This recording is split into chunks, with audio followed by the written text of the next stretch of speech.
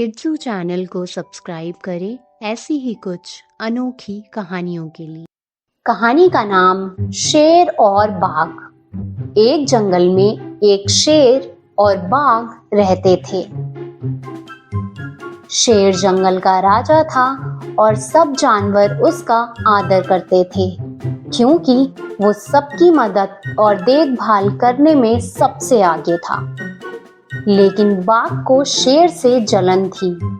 वो सोचता था, राजा तो मुझे होना चाहिए, ये शेर क्यों राजा बना है।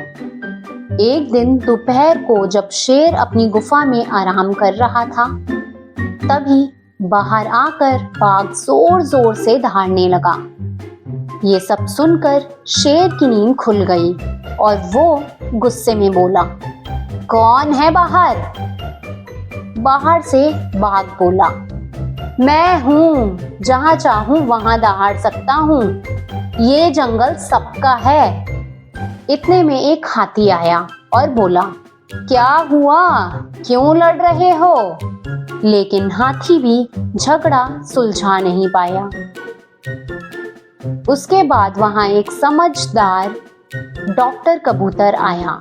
उसने सब सुना और बोला, समस्या तो आसान है। कबूतर ने शेर को गुफा में ले जाकर 2 रुई के टुकड़े दिए और कहा, महाराज, इसे आप अपने कानों में डाल लीजिए, फिर बाघ चाहे जितनी जोर से दहाड़े, आपको कुछ सुनाई नहीं देगा। और शेर ने बिल्कुल ऐसा ही किया और आराम से सो गया। तभी कबूतर शेर की गुफा से बाहर आया और बाघ से बोला, सुनो बाघ भैया, शेर ने तो मान लिया कि आप ही सबसे ताकतवर हो। अब आप जंगल के ऊंचे टीले पर रहो, ताकि सब जानवर समझें कि आप ही राजा हो। ये सब सुनकर बाघ बहुत खुश हुआ और टीले की तरफ चल दिया। ये सब देखकर सारे जंगल के जानवर ठहाका लगाकर तेजी से हंसने लगे और बोले, वाह कबूतर भैया, तुमने तो झगड़ा भी सुलझा दिया और किसी का दिल भी नहीं दुखा।